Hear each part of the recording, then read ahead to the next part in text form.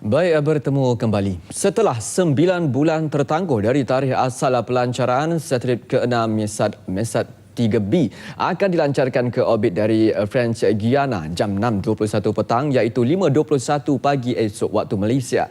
Menurut MESAT, pelancaran satelit yang menggunakan pelancar Ariane 5 itu akan meningkatkan kemampuan data sokongan dan perkhidmatan video di seluruh Malaysia, India, Indonesia dan Australia. Secara keseluruhannya, ia bakal memberi manfaat kepada 2 bilion penduduk di 4 negara berkenaan. Hanim Huili kini berada di Kourou, French Guiana untuk memberikan laporan awal berhubung satu lagi pelancaran bersejarah dalam industri satelit komunikasi negara. Hanim, silakan dengan laporan anda. French Guiana merupakan sebuah negara Eropah tetapi terletak di dalam benua Amerika. Kedudukan tepatnya adalah di sebelah negara Brazil dan juga Surinam. Di sini jugalah 3 daripada 5 satelit komunikasi MESAT pernah dilancarkan sejak tahun 1996. Jadi dalam kira-kira 17 jam dari sekarang, satelit komunikasi ke-6 MESAT iaitu MESAT 3B bakal menjadi satelit yang keempat dilancarkan dari tapak pelancaran yang sama di French Guiana ini. Dan menjelang pelancarannya, MESAT menegaskan bahawa pembangunan satelit baharunya itu adalah bagi tujuan memperkukuh liputan dan juga perkhidmatan video sedia ada dan bukannya untuk membantu daripada segi pengimejan ataupun menjejaki kedudukan sebarang pesawat. Delegasi MESAT disertai kali ini oleh Timbalan Menteri Komunikasi dan Multimedia Datuk Jalani Johari. Kami semua tiba di Kourou, French Guiana kira-kira 4 jam yang lalu bagi menyaksikan pelancaran MESAT 3B ke orbit dari tapak pelancaran utama Agensi Angkasa Eropah ESA iaitu di Pusat Angkasa Gini Kourou di French Guiana ini. Kerja berkaitan integrasi akhir sebenarnya dilaksanakan dan diuji di kemudahan pertahanan dan angkasa Airbus di Toulouse, Perancis sebelum diangkut melalui udara ke French Guiana. Sedikit informasi mengenai MESAT 3B itu sendiri, ia dibangunkan untuk menyediakan tambahan 48 transponder Ku-band berkuasa tinggi dan jangka hayat operasi MESAT 3B adalah 15 tahun. Dalam tempoh tersebut, secara puratanya seorang rakyat Malaysia menonton televisyen selama kira-kira 21,367 jam. Dan apabila ia membekalkan satelit komunikasi di seluruh Malaysia, India, Indonesia dan Australia, ia meliputi kawasan seluas 13.2 juta kilometer persegi. Itu saiz lebih besar daripada seluruh benua Eropah. Dan satelit itu akan meningkatkan lebih 2 kali ganda kapasiti Ku-band MESAT yang akan dilancar ke slot orbit yang akan menyertai MESAT 3 dan juga MESAT 3A untuk meluaskan perkhidmatan direct to home ataupun terus ke rumah di seluruh Malaysia, India, Indonesia dan Australia. Kedudukan terakhir selepas pelancaran, satelit ini akan diletak di orbital 84.5 untuk kita menyediakan apa yang kita sebut in-orbit testing. Maknanya kita melakukan satu lagi set testing untuk memastikan satelit ini telah berada di orbit dan segala keupayaannya telah dicuba, ditest supaya kemudian satelit ini kita akan drift ataupun kita akan bawa dia, kalau dalam bahasa Melayunya dihanyutkan ke orbital slot 91.5. Kedudukan sebenarnya adalah di utara Sumatera, di atas garisan khatulistiwa. MESAT 3B membolehkan lebih banyak saluran TV berkonsepkan definisi tinggi atau High Definition HD dan dalam masa beberapa tahun lagi Ultra HD. Potensi HD dan Ultra HD kini menjadi fokus utama penggiat industri satelit komunikasi dunia. Dan ketika saya bertemu dengan Ketua Pegawai Eksekutif MESAT Satellite Systems, Paul Brown Canyon, beliau memberi jangkaan berikut berkaitan saluran HD dan potensinya di rantau Asia. Paul, what is your forecast for HD in the region? I think HD is very compelling. I mean, if you look at the North American and European markets, almost half of the content is high definition. Right. Today in Asia, it's maybe 10 or 15%. So I think over the next 4 or 5 years, you'll see high definition content become the standard content for TV channels.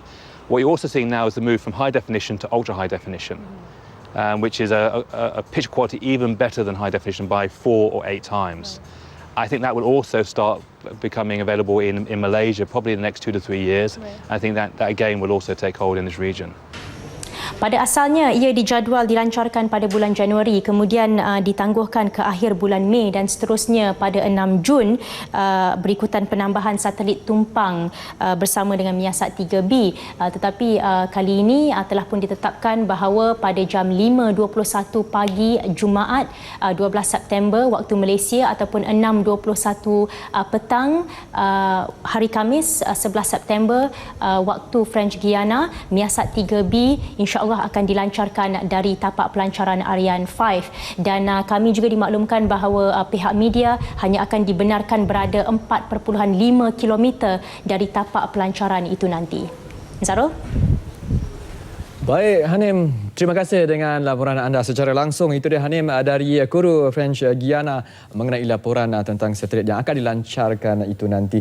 Baik, untuk meneruskan lagi mengenai fokus kita pada hari ini, mengenai satelit Miasat yang akan dilancarkan esok, kami menjemput seorang pakar satelit, Datuk Dr. Ahmad Sabirin Arsyad, yang juga merupakan Ketua Pegawai Eksekutif Astronautik Teknologi Malaysia Sdn Bhd ATSB bagi menjelaskan dengan lebih terperinci berhubung sistem satelit.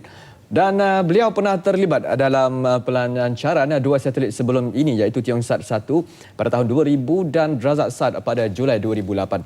Dengan Malaysia menjadi negara pertama melancarkan satelit remote sensing pertama dunia ke orbit ekuatorial. Baik, Datuk, mungkin kita boleh mulakan perbincangan kita pada hari ini. Tapi sebelum itu, terima kasih Datuk kerana sudi untuk hadir bersama kami pada petang ini. Esok fasa baru Miasat 3P bermula dan setelah ini, sebelum ini ditangguhkan sebelum ini, Datuk. Apakah langkah yang perlu dilakukan esok sejurus pelancarannya dan yang mungkin orang di luar, masyarakat di luar sana tidak tahu tentang sistem ini? Mungkin yang kita kena tahu juga, dia tertangguh sejak 9 bulan lepas. Sebenarnya dia Miasat 3B ini, M3B, akan dilancarkan bersama-sama dengan Optus 10, sebuah lagi satelit daripada Australia. Dan biasanya dia akan berkongsi kenderaan pelancar Ariane 5 dan ini menjimatkan kos pelancaran. Dan Ariane 5 ini sebenarnya sebuah kenderaan pelancar yang paling besar di dunia yang mempunyai keupayaan untuk membawa muatan yang besar ke angkasa lepas. Dan pada esok pagi waktu tempatan 5.21 pagi, ya, benar. Dan juga 6.21 petang waktu di French Guiana, kita akan melihat bagaimana pelancaran Ariane 5 akan dilancarkan. Dan apa yang terjadi dalam esoknya, selepas pada pelancaran, lebih kurang dalam masa, bila dia ada dua satelit yang akan dilancarkan, yang diletakkan secara bertindihan. Ya, benar. Dan satelit pertama yang akan dilepaskan ke angkasa adalah Miasat 3B. Pada lebih kurang 26 minit, lebih kurang 27 minit selepas pelancaran. Dan selepas 34 minit selepas tersebut, Optus 10 pula akan dilepaskan bagi mengelakkan kedua-duanya daripada terlanggar. Dan bila masa dilancarkan ke angkasa lepas, fairing yang menutupi kenderaan pelancaran akan dilepaskan ke Lautan Atlantik dan ke Lautan Pasifik di sini. Dan masa tersebut dia belum sampai ke orbit lagi. Dia akan mengambil masa lebih kurang 5 jam sebelum sampai ke orbit GTO. Dan di sana akan mengambil masa, akan dikesan oleh beberapa stesen bumi bagi melepasi satelit berada dalam keadaan yang baik dan kita panggil dia dalam keadaan yang sihat. Dan dia akan beroperasi sepenuhnya untuk berapa lama akan boleh beroperasi? Dia biasanya kita akan melakukan lebih kurang 3 bulan sebelum dia dapat dioperasikan sepenuhnya. Tempoh ni kita panggil tempoh LEOP, tempoh Launch Early Operation Phase. Fasa di mana kita mentauliahkan satelit bagi dia kita akan melihat sama ada subsistem dia berfungsi dengan sebaiknya, dan selepas 3 bulan dia akan diberikan kepada pengendali di Malaysia. Daripada pembuat satelit tersebut sekarang ini adalah syarikat daripada Perancis, EADS, Airbus System Defence and System, dan dia akan memberi kepada Malaysia. Dan Malaysia akan mengambil dari sistem di Cyberjaya nanti. Baik Datuk, kita telah pun ketahui bahawasanya satelit juga sebenarnya ada tempoh jangka hayat satelit tersebut. Jadi bagaimana kos pengendaliannya dibuat perkiraan dengan sebaik-baiknya agar ia dapat digunakan secara maksimum dengan kos yang bersesuaian? kebiasaannya apa yang kita lakukan di bumi, kita akan memastikan satelit tersebut dia berada dalam slot, dalam kawasan yang dibenarkan oleh undang-undang antarabangsa, dan dia akan melihat kepada kawasan yang dibenarkan. Di sini kita lihat pada Malaysia, India, Indonesia dan juga Australia. Dan dia akan melihat kawasan-kawasan tersebut, dan liputan yang diberikan adalah lebih kurang 50 km kali 50 km. Jadi satelit ini akan berada dalam box tersebut, dalam tempat yang kita panggil parking, di mana dia akan diparkingkan di angkasa, dan jurutera di Malaysia akan memastikan satelit ini tidak bergerak keluar daripada kotak tersebut. Sebelum dia keluar, dia akan mungkin mengganggu satelit lain, dan ini memungkinkan pengoperasian dilakukan pada tahap yang maksima. Ianya direka bentuk untuk digunakan bagi tempoh 15 tahun. Ini merupakan tempoh yang biasa pada hari ini bagi tempoh sesebuah satelit. Dan kita maklum pada awal-awal penggunaannya macam MESAT 1 dan 2, tempoh hayatnya cuma 10 tahun. 10 tahun, ya. Sekarang dah jadi 15 tahun. 15 tahun. Dan mungkin teknologi akan depan mungkin lebih lama lagi dengan teknologi yang akan ada.